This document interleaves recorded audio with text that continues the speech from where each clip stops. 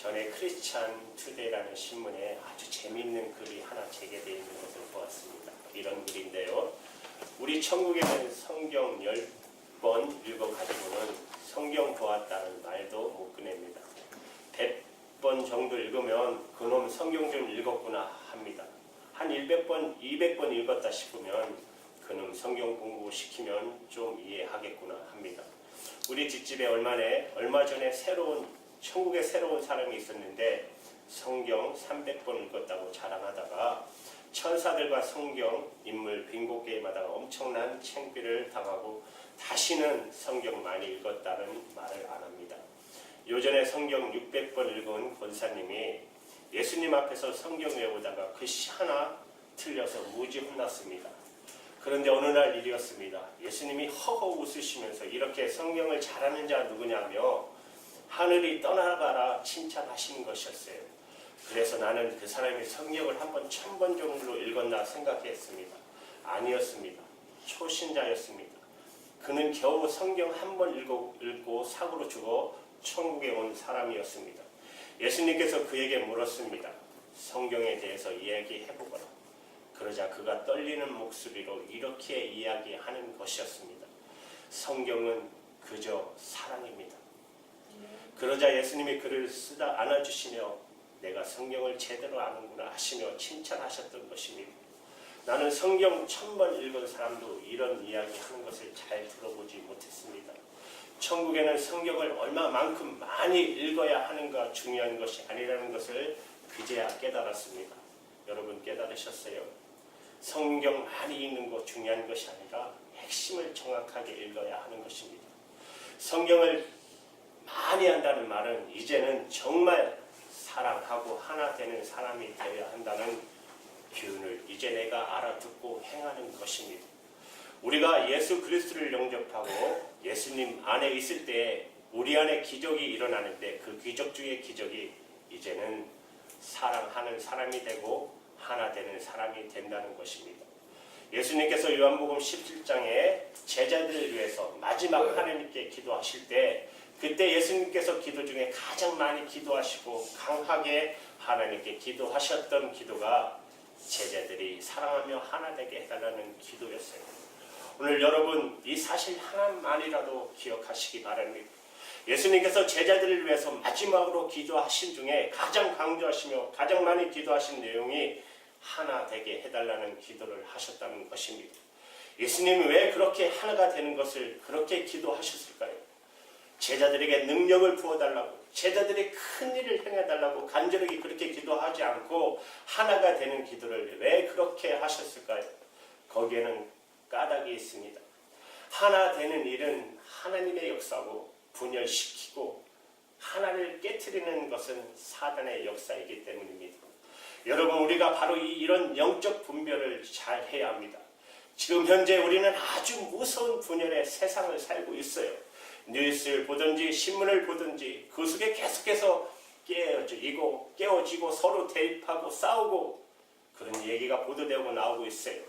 우리는 무서운 분열과 대립 속에 살고 있습니다. 우리의 고국의 현실도 마찬가지입니다. 남과 북이 갈라져 있는 것은 말할 수도 없고 그 작은 한국 안에서도 지방으로 나눠지고 출신으로 학연으로 나눠져 있잖아요. 빈부의 격차, 여야의 정치의 대립. 근데 좀 웃기는 이야기지만 조국을 떠난 이민의 삶을 살아가면서도 별반 차이가 없이 사는 지방으로 나눠져 있고 빈부의 격차로 나눠져 있고 교회 안에서 조차서서 나눠져 있잖아요. 이줄 저줄 이교파 저교파 교회마저도 교회 안에 여럿으로 분열되어 있는 것을 보게 됩니다. 싸움과 분열과 대립의 이야기 속에 완전히 파묻혀서 그것이 당연한 것처럼 그렇게 우리는 살아가고 있습니다. 이 무서운 분열이 마귀의 역사로부터 왔다는 사실인 것이에요. 마귀는 분열시키는 존재예요. 하나님을 대적하여 내어 쫓김을 당했어요. 처음 사람 아담과 하와를 하나님이 창조했을 때 마귀는 분열의 영으로 다가왔어요. 그래서 하나님과 아담과 하와를 갈라 그렇게 만들었고 아담과 하와 서로 사이의 분열의 틈을 만들었어요. 형 가인이 동생 아벨을 돌로 쳐 죽이는 무서운 살인 사건을 저지르고 인류 사회의 가족이 분열되고 그리고 나라가 분열되고 민족이 분열되고 전쟁을 일으키는 이 무서운 일들을 지금까지 계속하고 오고 있는 존재가 바로 마귀의 역사예요. 마귀는 교회와 하나님의 성도들이 제대로 신앙생활 하지 못하고 하나님의 사명을 감당하지 못하게 하는 방법이 무엇인가를 정확하게 알고 있어요. 그것은 서로 싸우게 하는 것이에요. 서로 비난하고 서로 미워하고 그래서 싸워서 하나가 되지 못하는 방법, 그것을 마귀는 정확하게 알고 있어요. 지금도 성도들의 가정에 그리고 교회 안의 미움과 판단과 정죄와 분열의 역사는 계속 일어나고 있습니다. 그러므로 여러분, 왜 싸우게 되는지, 왜 우리는 서로 미워하고 판단하고 사는지 그 정확한 이유를 여러분 아셔야 돼요. 옳고 그름만 따지다가 마귀에게 속는 일이 되어서는 절대 안 돼요. 빌립보서 4장에 보면은 빌립보 교회에 아주 열심히 있던 두 여성들의 이야기가 나옵니다. 유오디게와 순두부. 그 이야기는 좋은 이야기는 아닙니다. 싸우는 이야기예요. 여러분, 교회에 열심히 있는 충성스러운 여성도가 무슨 일 때문에 싸우겠어요? 역시 교회 일을 잘해보려고 싸우잖아요. 그런데 문제는 내 방법이 옳으냐 또는 내 방법이 옳으냐, 이 문제 때문에 싸우네요. 여러분, 그런데 속으면 안 돼요. 성령님께서 유오디아와 순두에게 누가 더 옳으냐고 한번 말해 주실 수도 있는데 그렇게 하지 않으셔요. 유오디아가 옳다, 순두게 네 생각이 잘했다. 그런데 성경은 결코 누구의 편을 들어주지 않아요. 이렇게 말씀하세요. 주 안에서 한 마음을 품어라. 그것이 바로 성령님의 답이셨어요. 여러분, 가정에서도 그렇고 교회에서도 그렇고 서로 싸우는 일이 생길 때 주님의 음성을 정확하게 들어야 합니다.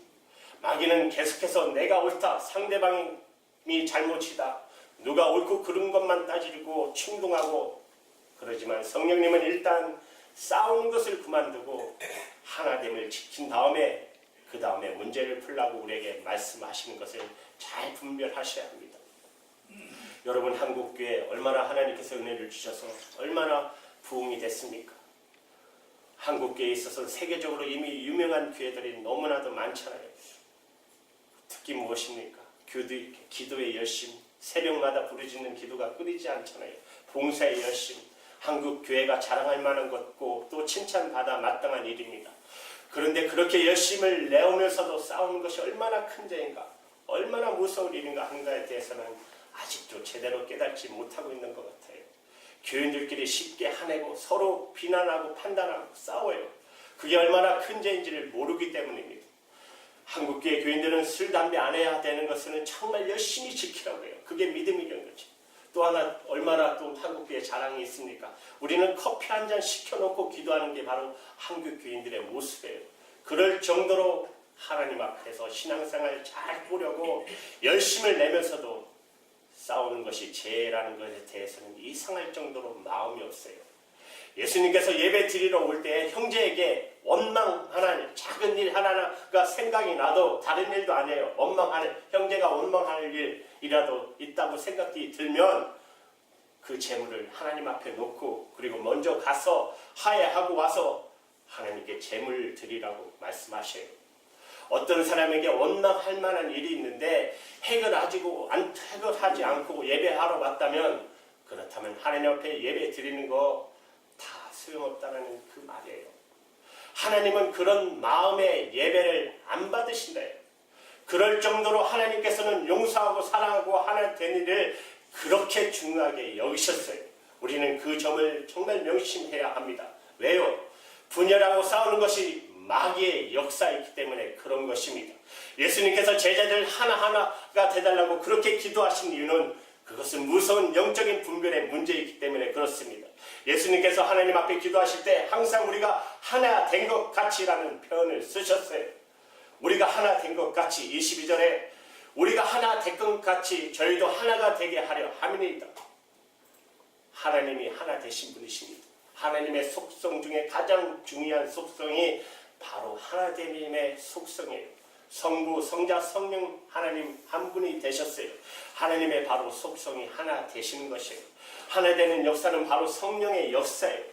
서로 판단하고 싸우고 분열되는 역사는 사단의 역사입니다. 영성이란 책에 보면 이런 말씀이 있어요. 공감이 가는데 이단 말을 많이 하는데 가장 무서운 이단은 무엇이냐? 사랑이 없는 기독교가 가장 무서운 이단이다. 왜 그런지 아세요? 사랑 빼고 나면 다 율법이잖아요. 정죄하잖아요. 하지 마라, 하지 마라, 하라. 사랑 없는 기독교가 가장 무서운 이단이다. 우리가 이단과 정말 아주 예민한 관심으로 싸워야 하고 분별해야 하지만 그러나 진짜 이단은 사랑 없이 예수 믿는 것이 진짜 이단이라는 것입니다. 하나 되지 못한 상태에서 예수 믿는 것이 그것이 진짜 이단이라고 그렇게 말씀하고 있어요. 그 책에는. 그러면 어떻게 하나가 될 수 있습니까? 고민이 되는 이유는 하나가 되는 것이 만만치 않기 때문에 그렇습니다. 어떻게 다 용서하고 어떻게 다 사랑하고 어떻게 다 하나가 될 수 있을까? 오늘 그 질문에 대한 시원한 해답을 예수님이 해주고 계세요. 22절 말씀을 자세히 보면 예수님이 이렇게 하나님께 기도하세요. 내게 주신 영광을 내가 저에게 주었사오니 이는 우리가 하나가 된 것 같이 저희도 하나가 되게 하려 함이니이다. 아멘. 예수님께서는 하나 되라고 말씀하지 않고 하나 되게 하려 합니다. 말씀하세요. 누가 하나 되게 해주세요? 예수님이 하세요. 예수님께서 지금 하나님께 기도하시기를 하나님 제가 이 제자들을 저들을 하나 되게 하려고 합니다. 그렇게 기도하셔요. 그러니까 여러분 용서하고 사랑하고 하나 되려면 우리는 우리에게 주시는 명령이 아니고 예수님이 그렇게 해주셨다고 하는 사실에 대한 복음이라는 것을 알아야 해요. 하나 되리는 예수님이 하세요. 예수님이 이미 이루셨어요. 십자가에서 우리에게 이미 이루어주셨어요. 에베소서 4장 3절의 말씀을 보시면 이렇게 말씀하세요. 평안에 매는 줄로 성령으로 하나 되게 하신 것을 힘써 지켜라. 여러분 하나 되게 하시는 일은 성령님이 하시는 일이에요. 성령님께서 하나 되게 하시게 만드셔요. 우리가 하는 일은 뭐라고요? 하나 되게 하신 것을 힘써 지키는 것. 우리 힘으로는 하나 될 수 없어요. 우리는 결코 용서하고 사랑하고 하나 될 수 있는 힘이 없어요. 이미 예수님이 다 해주셨어요. 우리가 할 일은 바로 그것을 지키는 일이라는 것입니다. 여러분 언제 하나가 되었습니까? 십자가에서 하나가 되었어요. 예수님이 우리를 언제 하나 되게 만들어 주셨어요. 십자가에서 그렇게 하셨어요. 에베소서 2장 14절에 이렇게 말씀하세요. 그는 우리의 합평이시라. 둘로 하나를 만드사 중간에 막힌 담을 허시고. 주님은 우리의 합평이시라. 예수님이 우리의 합평이시라. 예수님이 둘로 하나를 만드사 중간에 막힌 담을 허무셨어요. 이것이 바로 십자가입니다. 하나 되게 하신 일은 바로 예수님이 하시는 일이에요. 하나님과 우리 사이를 하나 되게 하셨어요. 십자가에서 그렇게 하셨어요. 예수님이 십자가에서 우리를 위해 피 흘려 주심으로 이제 하나님과 우리 사이에 가로막혔던 제 담을 예수님이 허물어 버리셨어요. 우리가 하나님의 자녀가 되게 하시고 그리고 축복의 사람이 되게 하신 것입니다. 그것이 바로 예수님이 하셨어요. 그런데 예수님은 하나님과 우리 사이를 하나 되게 하신 것뿐만 아니라 사람과 사람 사이에도 예수님이 하나 되게 하셨어요. 예수님은 그 당시에 도무지 하나가 될 수 없는 사람의 관계의 대표적인 예가 바로 유대인과 이방인들의 관계였었어요. 도무지 하나가 될 수 없는 관계의 상징이었어요. 그런데 예수님이 십자가로 이방인과 유대인의 벽을 허무셨어요. 초대교회 이방인과 유대인이 한 교회를 만들고 한 공동체를 이루는 기적이 일어났어요.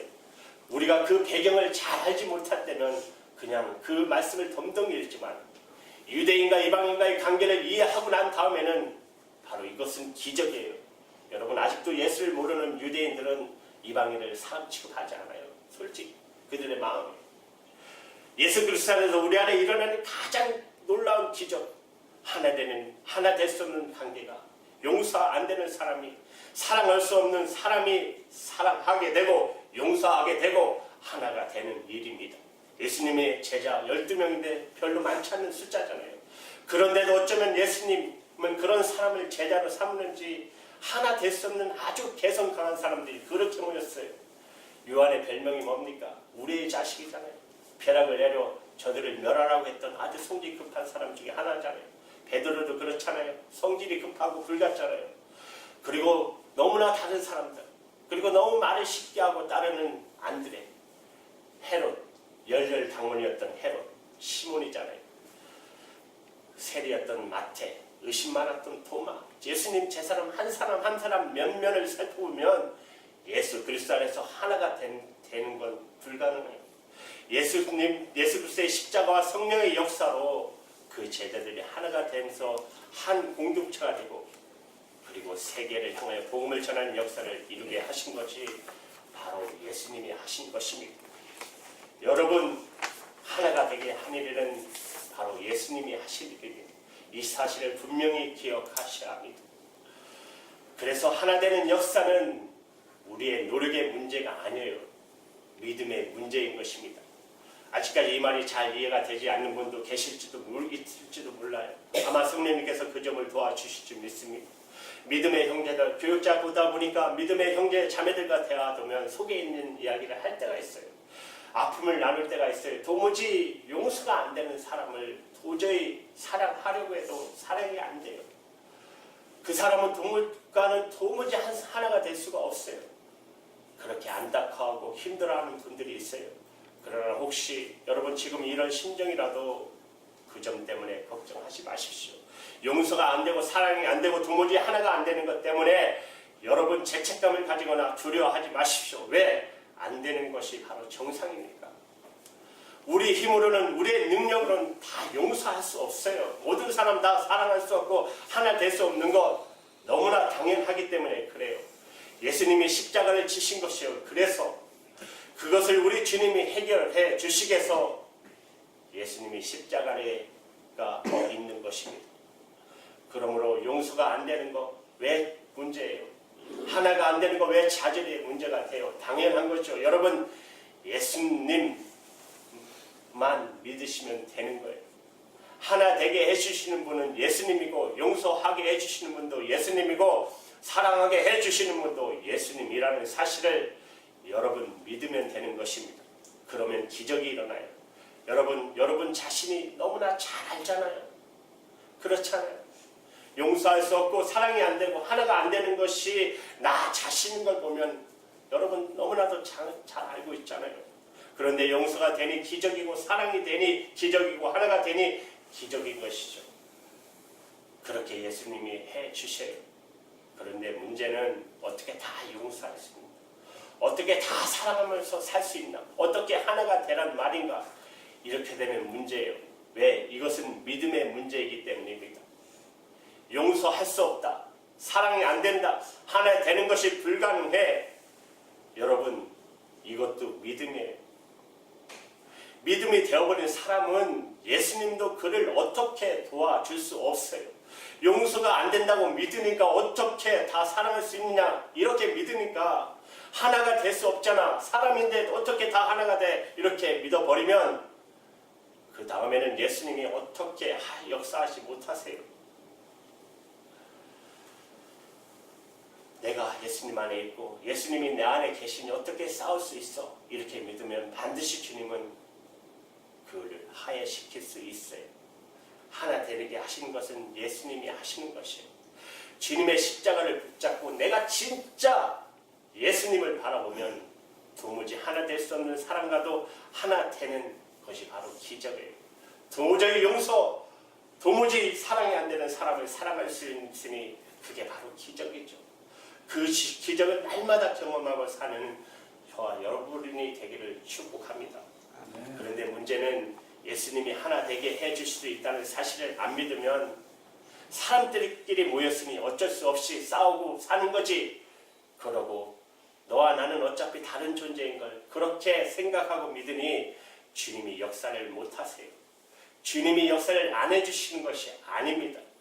인도에서 선교사로 계셨던 스텔리 존스 선교사님 참 귀하신 분이세요. 미국 감리교에서 감독으로 선출하신 분이세요. 선교사님이셨는데 그런데 감독의 선출을 받고 취임하신 지 하루 만에 사퇴를 하셔요. 그리고 여러분 감리교 목사님 중 감독이 된다는 것은 가장 영예롭고 가장 최고의 위치에 올라가는 일입니다. 그런데 스텔리 존스 선교사님 하나님 나를 부르신 것은 감독으로 부른 것이 아니라 선교사로 부르신 것이다. 그래서 하루 만에 사퇴하셔요. 다시 인도 선교사로 가세요.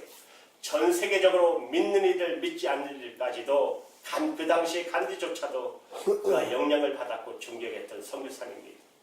그런데 이 스탠리 선교사님이 평생 붙들고 살았던 성경 구절이 하나 있습니다. 고린도후서 1장 20절의 말씀인데 우리 한번 같이 합독해 볼까요? 얼마나 귀한 말씀인지. 20절 시작. 하나님의 약속은 얼마든지 그리스도 안에서 예가 되니 그런즉 그로 말미암아 우리가 아멘하여 하나님께 영광을 돌리게 되느니라. 스탠리 존슨 선생님이 이 말씀을 평생 붙들고 사셨어요. 이 말씀의 뜻은 하나님께서 우리에게 엄청난 약속을 주셨습니다. 구원의 축복, 은혜, 그리고 세상에 사는 동안 말할 수 없는 복을 받고 영생을 주시는 약속들을 하나님이 주셨어요. 그런데 때때로 우리가 실제로 삶을 살다 보면 하나님의 약속이 내게 그대로 다 이루어지는 것 같지 않을 때가 있어요.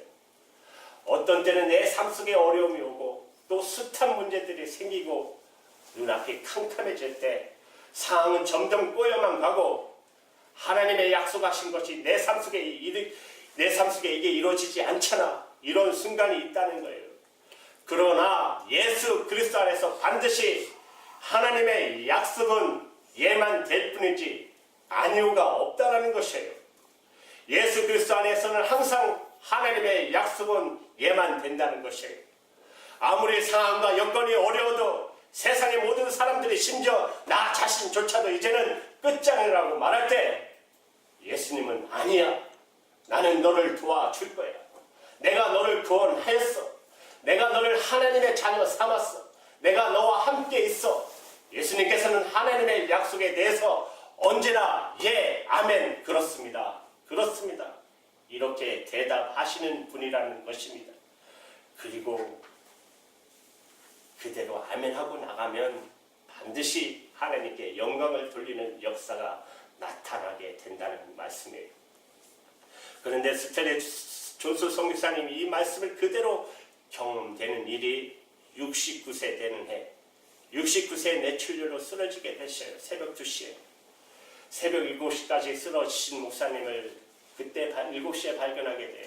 5시간 동안 쓰러진 상태에 계셨어요. 온몸이 마비되고 꼼짝할 수 없는 의식만 또렷하게 살아서 계셨어요. 그때 스탠리 존슨 선교사님께서 자기 온몸이 마비되고 이렇게 나를 사람들이 찾지 못하게 되면 죽게 된다는 사실을 그가 알면서도 너무너무 마음이 편했다는 것입니다. 하나님은 나를 절대 버리지 않으시고 이렇게 죽게 내버려 두지 않으신다는 데에서 스탠리 존슨 선교사님 마음에 믿음이 왔어요. 그리고 그는 평생 붙잡았던 하나님의 말씀, 하나님의 약속은 그리스도 안에서 언제나 아멘, 예만 된다고 하셨으니 그는 그때 말할 수 없지만 아멘이라고 말했어요. 속으로. 하나님은 나를 절대로 버리지 않고 내가 이렇게 죽지 않는다고 하는 믿음이 왔을 때 예수 그리스도 안에서 스탠리 존슨 선교사님은 아멘이라고 그러셨어요. 그리고 하나님은 진짜 스탠리 존슨 선교사님을 다시 건져주셨어요. 그는 보스턴 병원에 입원을 했을 때 그때 하나님이 자기를 완전히 고쳐서 일으켜 주신다는 사실을 너무 분명히 믿었기 때문에 담당 간호사에게 부탁을 해요. 아침에 나를 깨우러 올 때마다 굿모닝 하지 말고 나사렛 예수님의 이름으로 명하노니 일어나라 이렇게 해 주십시오. 그리고 정말 6개월 만에 완벽하게 일어나시게 됩니다. 전신이 마비된 그런 중한 뇌출혈로 쓰러졌던 분이 완벽하게 몸이 회복되고 그리고 다시 인도로 돌아가셔서 20년 더 사역하시고 89세에 하나님의 부름을 받게 됩니다. 여러분, 스탠리 존슨 선교사님에게 있어서 예수님은 단순히 영혼만 구원해 주시는 분이 아니셨어요. 예수님은 당신이 중풍으로 쓰러졌을 때 그때 자기를 능히 건지시는 하나님의 약속에 대해서 예이신 분이셨어요. 아멘 할 수 있게 해주신 분이었어요. 예수님이 스탠리 존슨 선교사님을 중풍에서 완벽히 고치셨어요. 그랬다면 우리의 마음을 못 고치겠습니까? 예수님께서 우리의 마음을 변화시킬 수 없겠습니까? 얼마든지 하실 수가 있는 것입니다. 예수님은 능히 받고 주시는 것입니다. 그리고 그것은 이미 십자가에서 이루어 주셨어요. 우리의 옛사람은 예수님과 함께 십자가에 못 박히고 예수님의 생명으로 살게 하시고 이 놀라운 일이 이미 십자가에서 이루어 주신 것입니다. 여러분이 그것을 믿음으로 취하는 되는 것입니다. 우리는 이미 예수 그리스도 안에서 용서와 사랑과 하나 되는 축복의 삶을 살도록 이미 복을 받았어요. 이것은 예수님이 십자가에서 이미 이루어 주신 것이에요. 그런데 우리의 삶 속에서는 서로 관계가 깨어지고 미워하고 판단하고 하나 되지 못하는 것이 무엇일까요? 여러분, 주님이 십자가에서 다 이뤘다는 것은 이제 우리의 노력으로 하라는 것이 아니에요. 믿음으로 행하는 것입니다. 내게 사랑을 주신 분이 주님이시고 내게 용서를 주신 분이 주님이시고 우리 가정을 하나 되게 하신 분이 주님이시고 그리고 교회 안에서 성도들과 하나 되게 하신 분이 주님이시라고 여러분이 고백하고 믿음으로 고백하시면 되는 것이에요. 하나님은 우리가 이것을 세상에 또한 증거하시기를 원하세요. 또 세상은 우리를 통해서 보고 싶어하는 것이 바로 이것이에요. 하나님 아무리 살아계시다 복음의 능력이라고 아무리 이야기해도 세상은 들으려고 하지 않아요. 그러나 우리가 진짜 예수 그리스도 안에서 용서하고 사랑하고 하나 되는 기적이 일어난 것을 보여주면 그러면 세상은 하나님께 반응하기 시작합니다. 이것이 우리 주님의 계획이신 것입니다. 오늘 이 시간 성도 여러분, 사랑하는 여러분, 하나 되게 하시는 기적은 주님이 하시는 거라고 여러분 믿으십시오. 그리고 이미 이루었다는 것도 믿으십시오. 그리고 여러분은 그것을 지키기만 하면 되는 것입니다. 먼저 말로 지키셔야 됩니다. 하나 될 수 있습니다. 그 사람도 용서할 수 있습니다. 그 사람도 사랑할 수 있습니다. 왜? 예수님 내 안에 계시고 내 주님이십니다. 여러분, 그 주님의 이름으로 다 용서하시고 다 사랑할 수 있는 그 믿음으로 취할 수 있는 믿음의 대장부가 되기를 주님의 이름으로 축복합니다. 기도할게요. 하나님 감사